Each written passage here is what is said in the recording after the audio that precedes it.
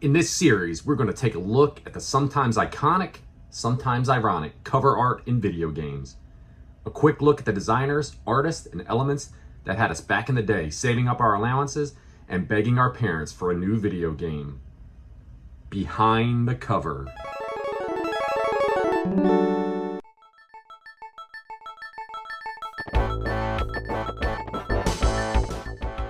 Developed by Capcom and originally released in arcades in 1991, Street Fighter II: The World Warrior is a fighting game that needs no introduction to gamers and non-gamers alike.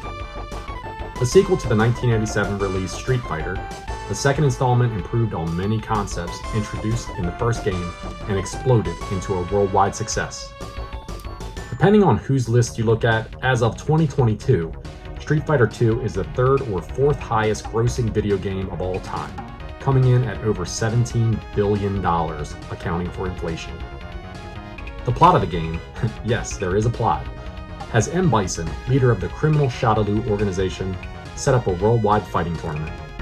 His goal is to select the best fighters and brainwash them into working for his criminal enterprise. Street Fighter II is highly regarded as one of the greatest video games of all time and the most influential fighting game ever made. Sorry, Mortal Kombat fans. The game was so popular in arcades during the early to mid-90s that not only did it serve to popularize the fighting genre, it also sparked a bit of a renaissance for the arcade industry. As a gamer who experienced this era firsthand in the arcades, and admittedly pretty terrible at fighting games, I can say that every word of that statement is true. I have many memories of spending the entire day in the arcade with my friends, and the Street Fighter II cabinet was never not in use. Players would line up their quarters to get the next matchup, and the good players would be on the machine for most of the day, kicking the crap out of the rest of us. By 1992, the immense popularity of the game had Capcom port the title to the Super Nintendo, PC, and microcomputers, followed up in 1993 with the release of the Special Championship Edition on PC Engine and Sega Mega Drive Sega Genesis. The game continues to be ported to various systems even to this day. There is no doubt that the success of the arcade game alone would have been enough, but by porting this game to home consoles, Capcom ensured the legacy of Street Fighter II. Part of ensuring that legacy was the box art created for home consoles. For the Western releases of the game, Capcom wanted a tougher and grittier look, so they brought in a fairly high-profile illustrator named Mick McGinty. Mick McGinty was born on December 7, 1952 in Sioux City, Iowa.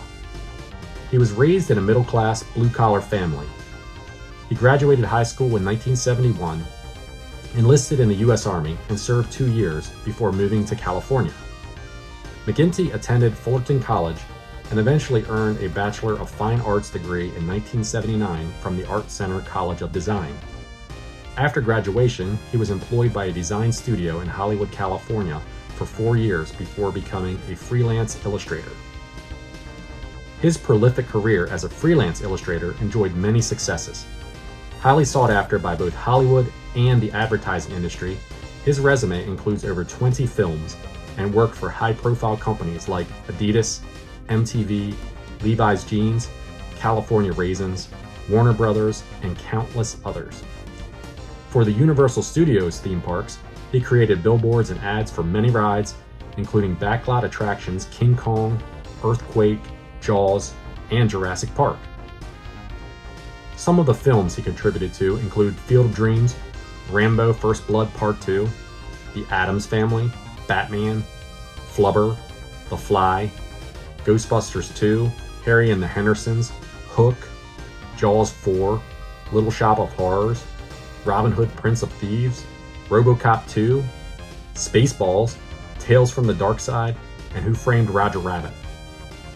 When Hollywood wasn't keeping him busy, he also made time to illustrate album covers for Megadeth, The Police, Earth, Wind and Fire, Whitesnake, and 38 Special, and magazine covers for publications such as Time and my personal favorite, Mad Magazine. It's hard to believe that with all these amazing work he contributed across all of these categories, he is most famous for one particular form of media: video games. McGinty's first video game box art was originally a movie poster. His advanced release poster for Jaws 4: The Revenge was reused for LJN's 1987 release of Jaws on the NES. This kicked off a career that spanned over 20 years, creating some of the most iconic box art during the golden age of video games in the 80s and 90s.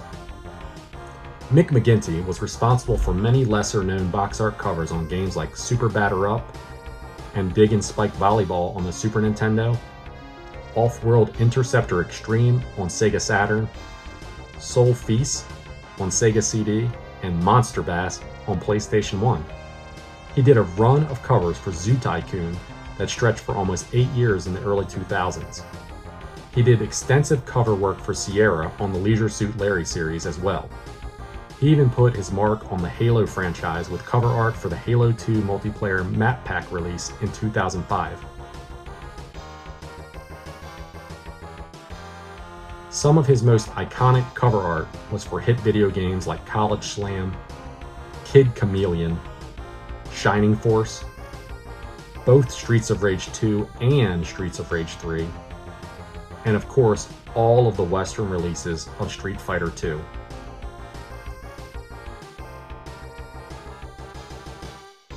In his later years, he relocated to Arizona, and while continuing commercial illustration, he began to transition more into fine art, creating breathtaking outdoor landscapes of the Southwest United States.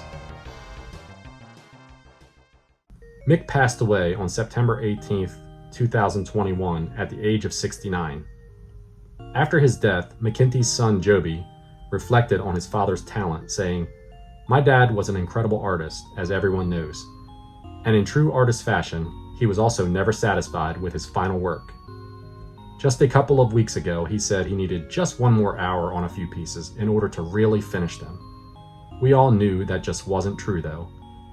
Dad would always come visit our house, see some of the paintings he did for us over the years, and he would put his nose about an inch from it and say, 'You know, Joby, I wish I would have made those blues a little deeper.' Or, 'You know, I'd love to just splash a little more shadow on that tree.' Or, 'That really needs a fresh coat of varnish on it.'" Mick McGinty was a behind-the-scenes icon of media in all forms throughout his career. His success in film, print, and advertising was noticed by and touched so many of us over the years. Thank you, Mick.